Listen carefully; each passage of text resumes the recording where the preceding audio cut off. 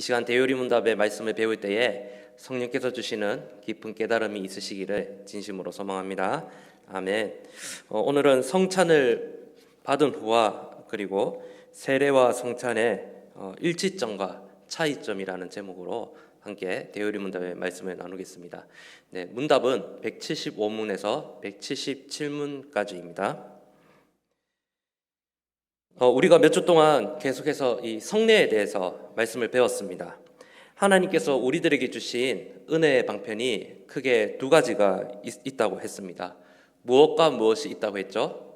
바로 말씀과 성례가 있다고 했습니다. 또 여기서 하나 더 보태면 이 은혜의 방편 중에 기도도 포함이 될 수 있습니다.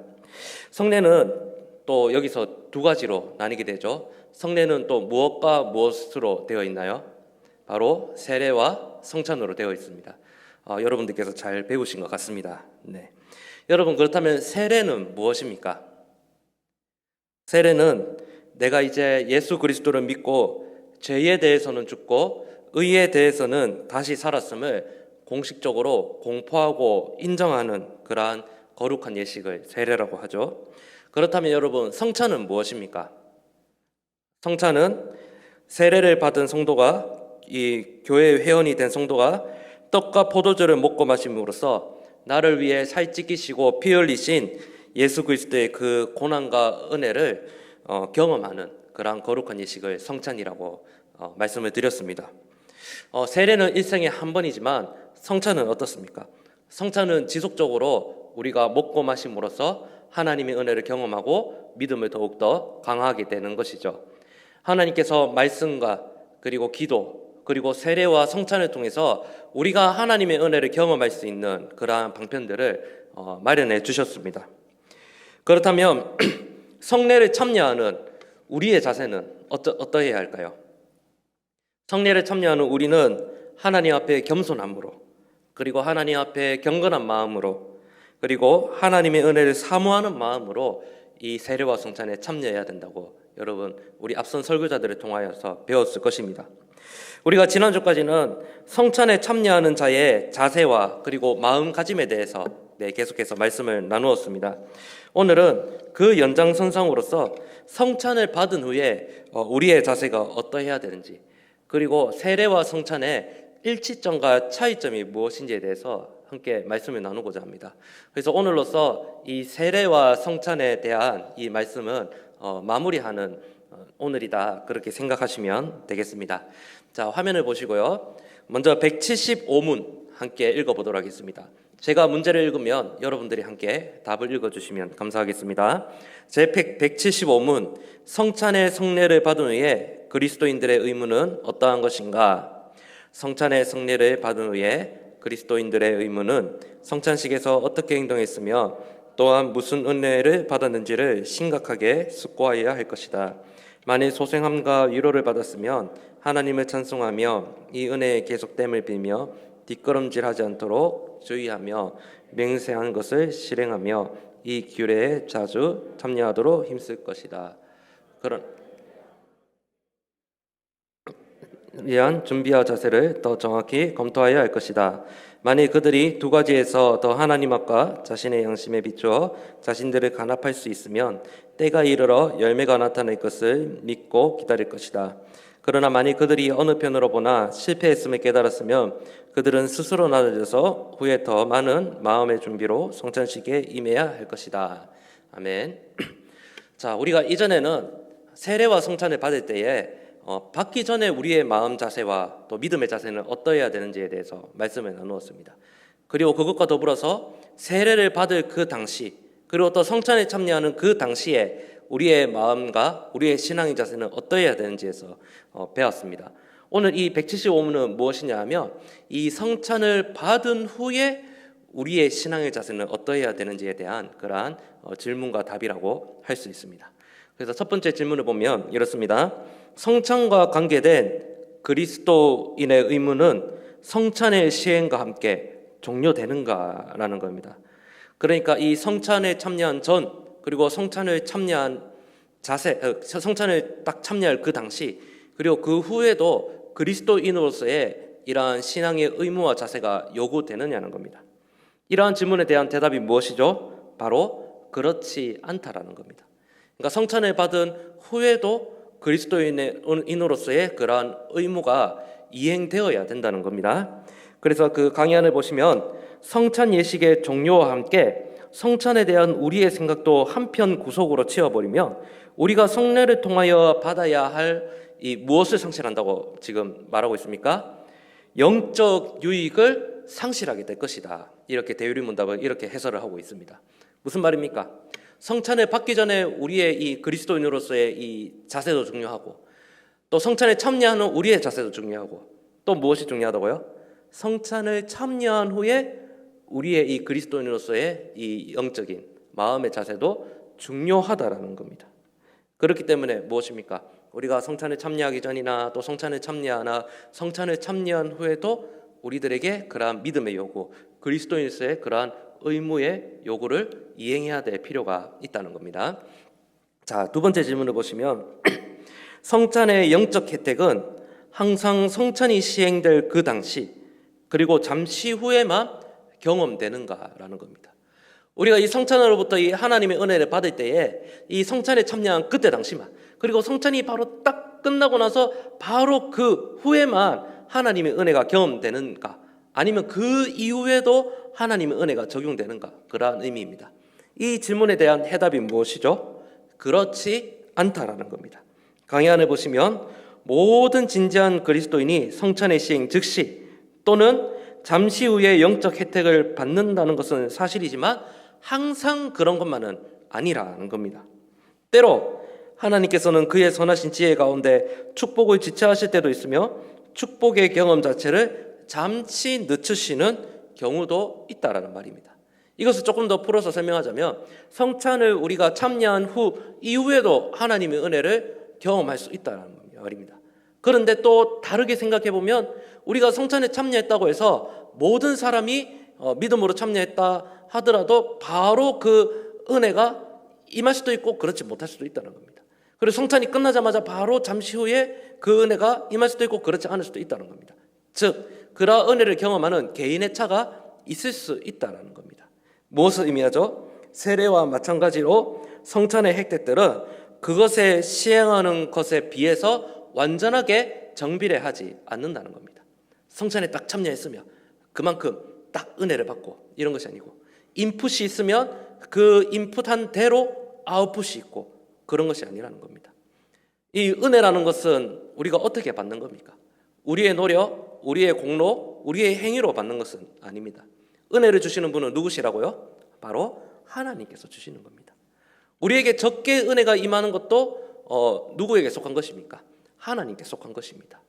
우리가 뭐 크게 기대도 하지 않았는데 우리들에게 더 큰 그러한 은혜가 임했습니다. 그럼 그것 또한 누구의 주권하에 이루어진 것이란 말입니까? 하나님의 주권하에 이루어진 것이라는 말입니다. 그렇기 때문에 무엇입니까? 성찬에 참여한 후나 그리고 성찬에 참여한 그 당시나 잠시 참여한 후에 잠시 그 상황이나 그 후에도 바로 즉각적으로 하나님의 은혜를 개인이 경험할 수 있지만 또 그렇지 못할 수도 있다라는 겁니다. 왜 그럴까요? 이제 이후의 질문에서 그 내용들을 좀 더 자세하게 살펴보도록 하겠습니다. 자, 세 번째 질문을 보시면 성찬의 혜택을 경험할 때 성찬 참여자에게 발생하는 태도는 무엇이냐 하는 겁니다. 그렇다면 하나님께서 성찬을 통해서 우리들에게 그 은혜를 주시는데 그러한 은혜를 받는 자에게 나타나는 그러한 이 태도, 모습은 무엇이냐 하는 겁니다.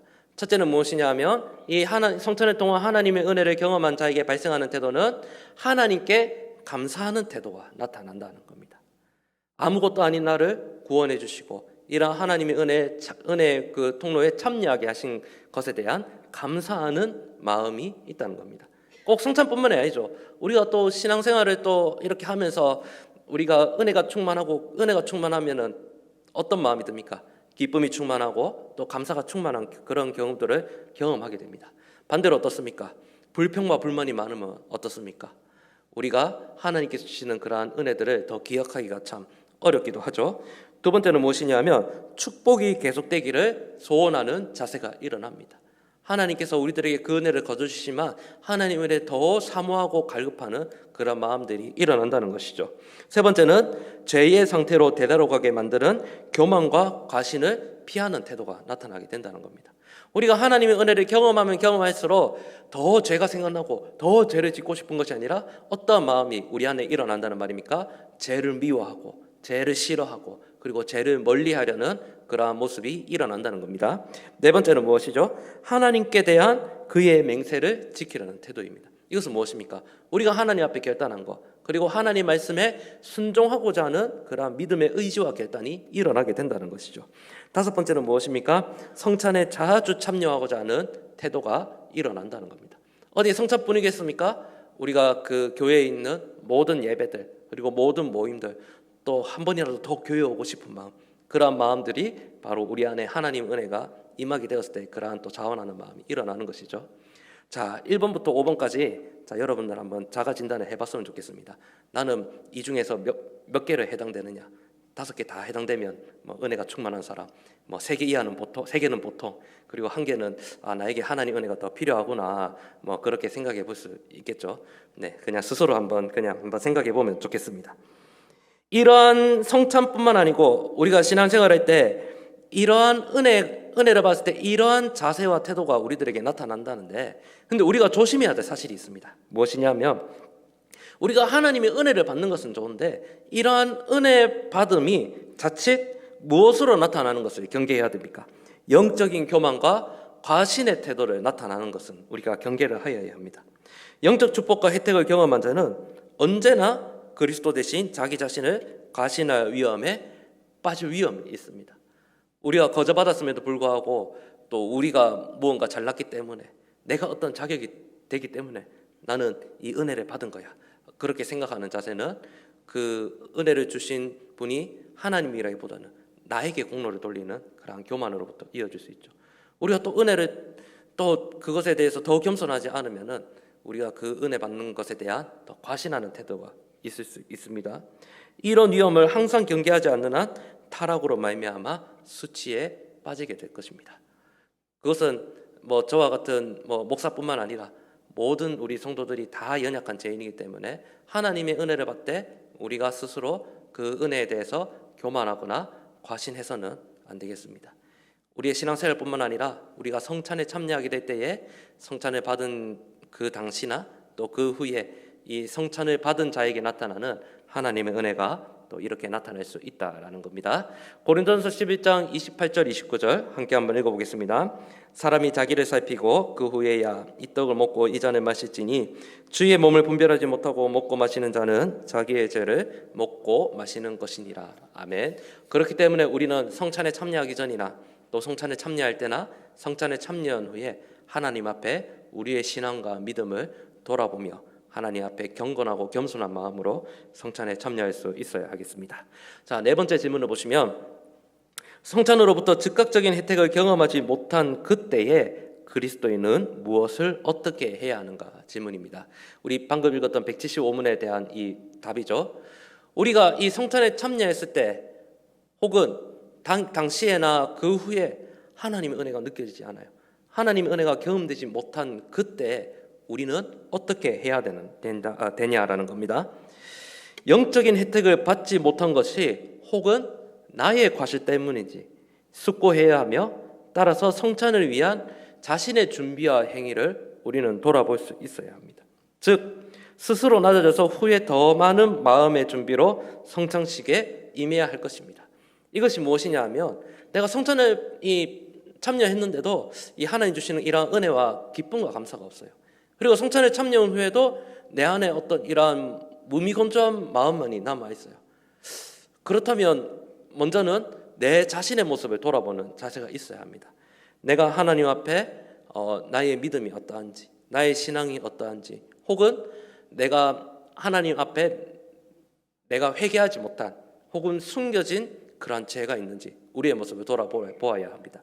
우리가 그 성찬에 참여할 때 담임 목사님께서 집례를 하실 때에 모든 사람에게 성찬에 참여하라고 하지 않잖아요.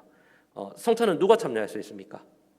1차적으로 세례를 받은 또 입교한 성도들이 참여할 수 있죠. 근데 성찬에 참여하지 못하는 성도는 누가 있습니까? 아직 세례를 받지 못한 자들이거나 또 있습니다. 또 어떤 사람이 참여할 수 없죠?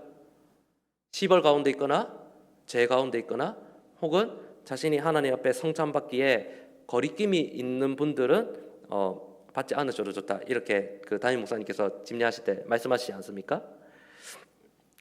근데 우리가 완벽한 존재가 아니기 때문에 또 우리가 스스로 우리의 마음을 상간다 하더라도 우리 안에 또 연약함이 있을 수 있습니다. 그런데 1차적으로 우리가 성찬에 참여했을 때 혹은 참여한 이후에 하나님의 은혜가 경험되지 못한다고 했을 때 하나님이 나를 사랑하시지 않는구나. 하나님 나와 관계가 없으시구나. 하나님을 원망하는 것이 아니라 1차적으로 누구의 모습을 돌아본다? 나의 모습을 돌아보는 겁니다.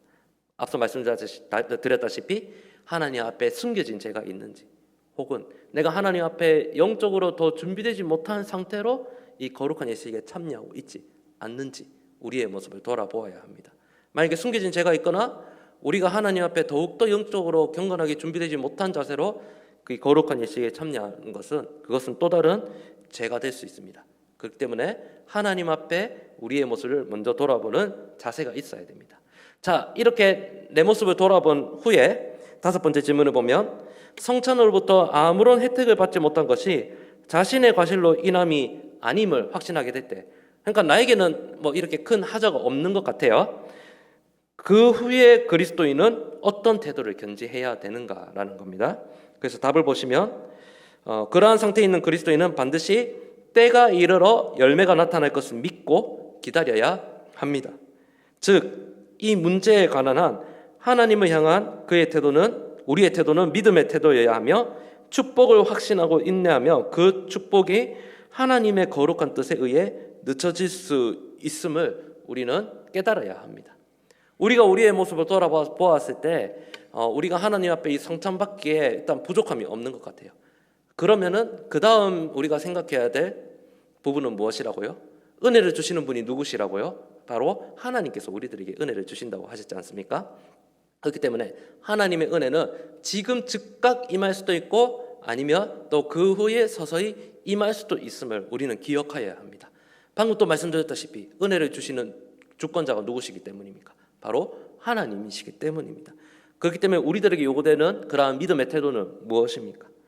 하나님의 때가 되어 하나님께서 우리들에게 은혜를 주시고 열매를 맺게 하실 것을 기다리는 그러한 인내의 자세로서 또 감사함으로 또 믿음으로 그러한 또 성찬 예식을 받아야 하겠습니다. 하나님이 지금 성찬에 참여하고 그 후에 나에게 은혜를 주시지 않는 것 같다.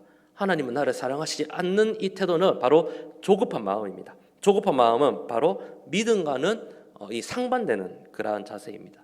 우리는 지금 이 때를 얻든지 못 얻든지 하나님께서 은혜 주실 것을 믿고 우리는 믿음의 인내와 기다림이 필요합니다. 우리 신앙생활도 마찬가지입니다. 여러분들도 그러한 기도의 제목들 있으실 줄 압니다. 그런데 그러한 기도의 제목이 당장에 응답되지 않는다 할지라도 성도는 어떠한 자세를 가져야 됩니까? 포기하고 낙심하고 그러한 자세를 가져야 하겠습니까? 아닙니다.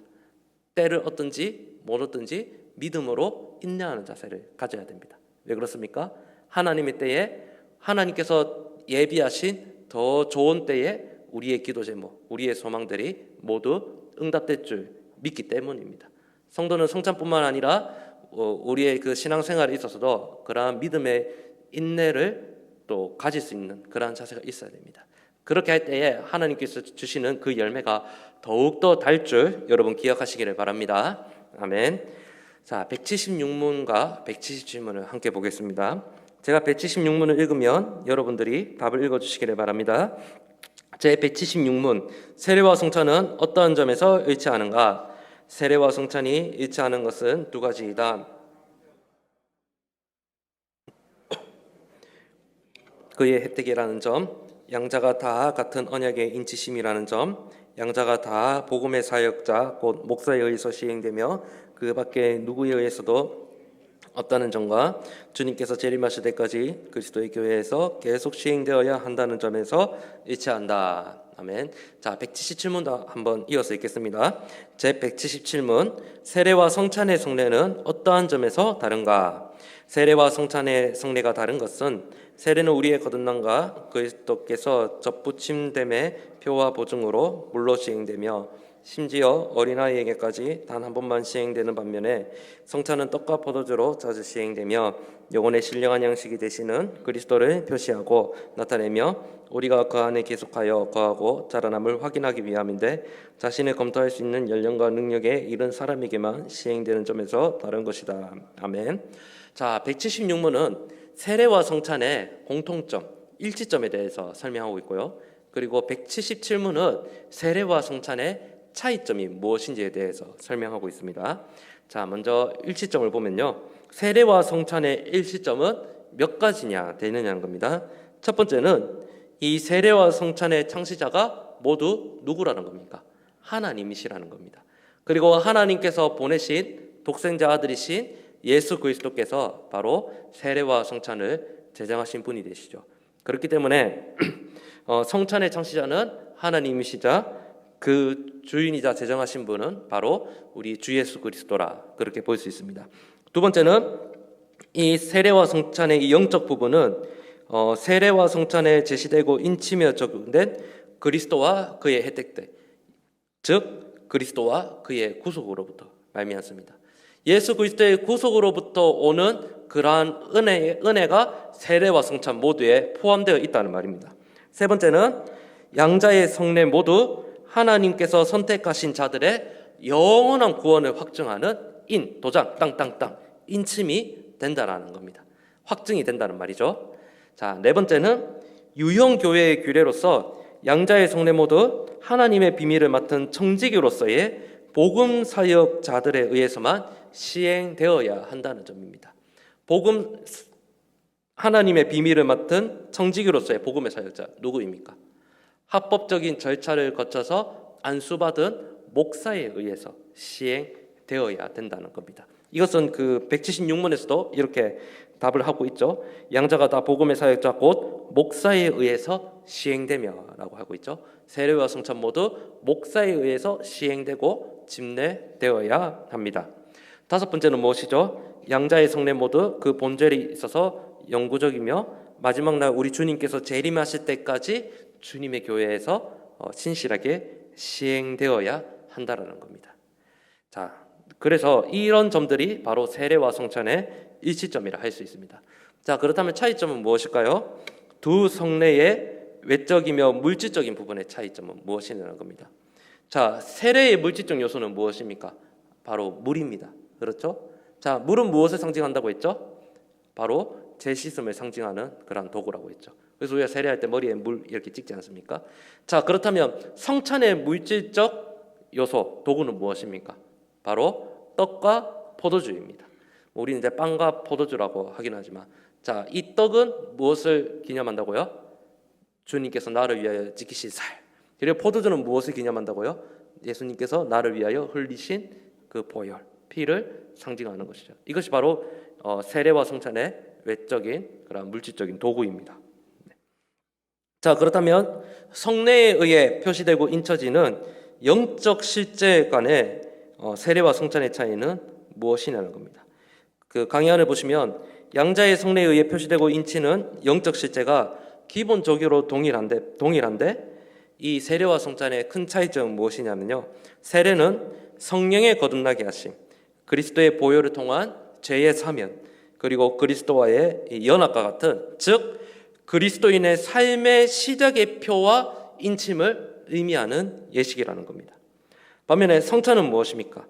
우리가 이 받는 영양분, 영적 자양분으로서의 이 그리스도를 먹음과 은혜 안에서의 성전과 같은 이 그리스도인으로서의 이 삶의 지속이라는 표와 인침을 의미한다는 겁니다.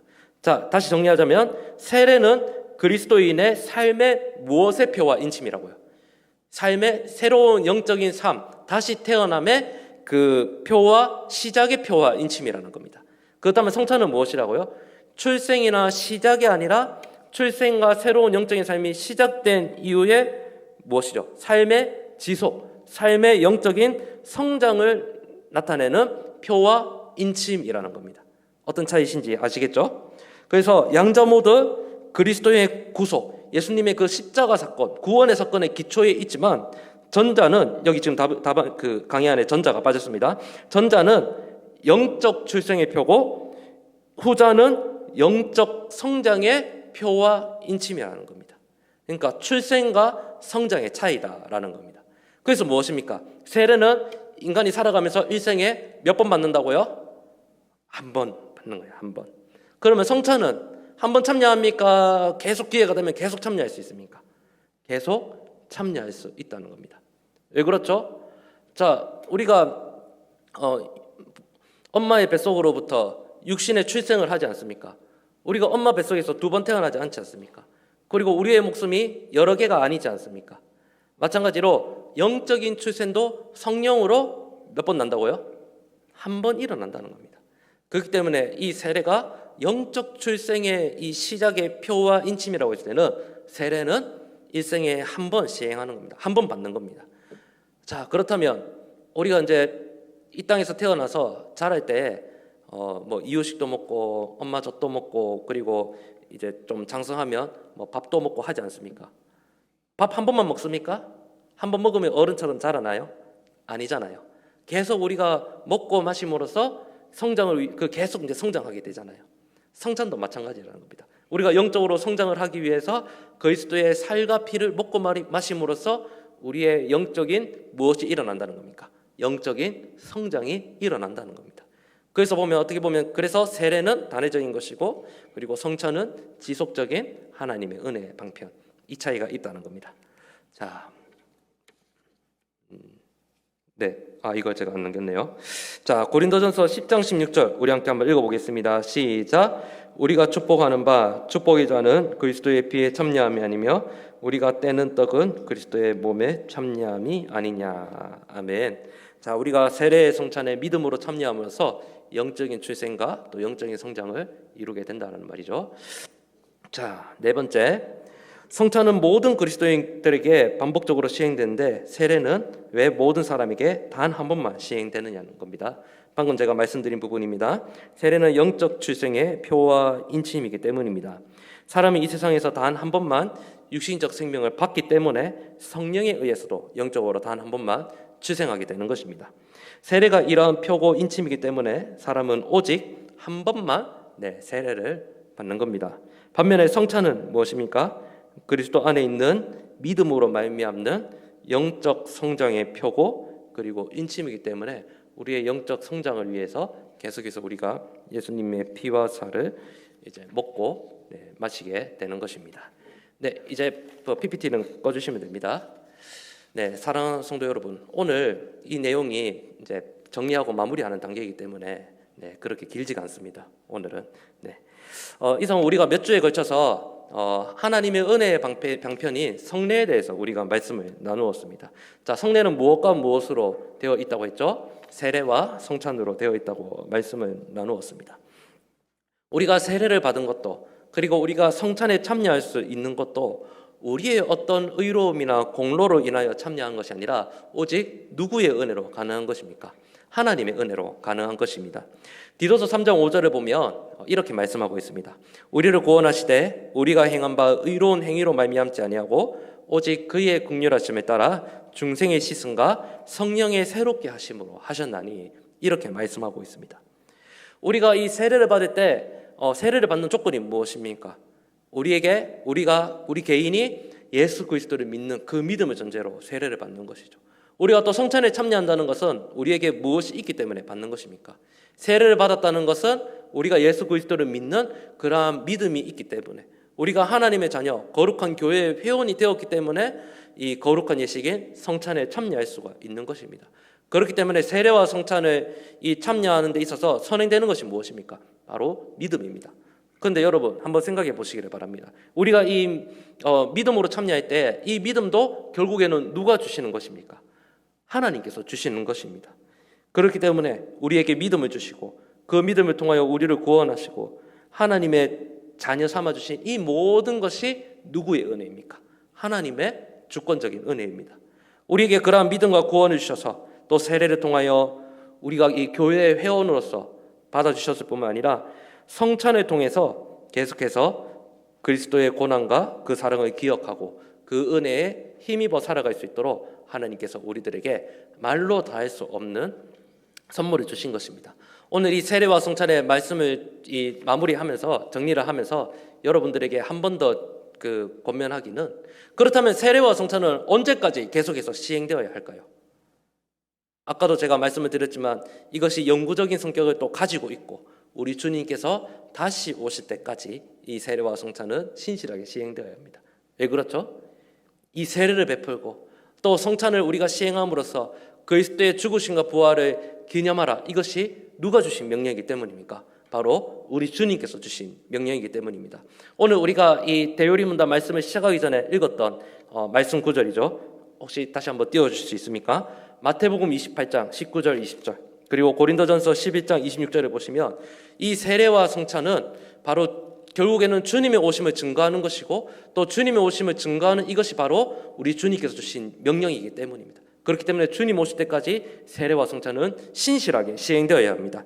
우리 마태복음 28장 19절 20절 다시 한번 읽어보도록 하겠습니다. 화면을 보시고 읽겠습니다. 시작. 그러므로 너희는 가서 모든 민족을 제자로 삼아 아버지와 아들과 성령의 이름으로 세례를 베풀고 내가 너희에게 분부한 모든 것을 가르쳐 지키게 하라. 볼지어다 내가 세상 끝날까지 너희와 항상 함께 있으리라 하시니라. 아멘. 고린도전서 11장 26절도 화면을 보시면서 다시 한번 읽겠습니다. 너희가 이 떡을 먹으며 이 잔을 마실 때마다 주의 죽으심을 그가 오실 때까지 전하는 것이니라. 아멘. 무엇입니까? 어떻게 보면 세례와 성찬도 누구의 명령이기 때문입니까? 우리 주님의 명령이기 때문입니다. 무엇을 기념하라? 바로 나를 기념하라. 그리고 이 세례와 성찬이 신실하게 시행될 수 있도록 주님께서 또 어떤 약속을 주셨습니까? 내가 너희와 항상 함께 있으리라 말씀하셨습니다. 사랑하는 성도 여러분, 오늘도 주님께서 우리로 하여금 그러한 명령을 수행할 수 있도록 또 세례와 성찬을 통하여 우리들에게 은혜를 주시고 또 이 세례와 성찬을 또 계속해서 시행함으로 인하여 주의 죽으심과 부활 그리고 주님의 영광을 더욱 드러나게 하실 줄 믿습니다. 그러한 주님의 명령을 우리가 기억하면서 더욱더 이 은혜의 방편, 이 성례를 받음에 더욱더 사모함으로써 우리가 믿음으로 기쁨으로 동참하기 인수는 저와 여러분들 될 수 있기를 진심으로 소망합니다. 아멘. 기도하겠습니다. 하나님 감사합니다. 오늘도 우리들에게 대요리문답의 귀한 교훈을 주셨습니다. 하나님, 우리가 또 세례와 성찬을 통하여 정말 하나님의 은혜를 경험케 하시니 감사를 드립니다. 주님께서 우리와 함께 하시고 땅끝까지 내 증인이 되라고 말씀하셨던 것처럼 이 세례와 성찬도 주님 오실 때까지 우리들에게 주신 명령임을 믿습니다. 그 명령을 기억하면서 오늘도 우리가 믿음으로써 이 세례와 성찬 받기를 사모하게 하시고 그리함으로 하나님 영광을 나타내며 우리가 더욱더 주님의 은혜 가운데 우리의 믿음이 강하여져 하나님께 영광 올려드리는 복된 삶 살아가게 하여 주옵소서. 감사드리며 예수님의 이름으로 기도드립니다. 아멘.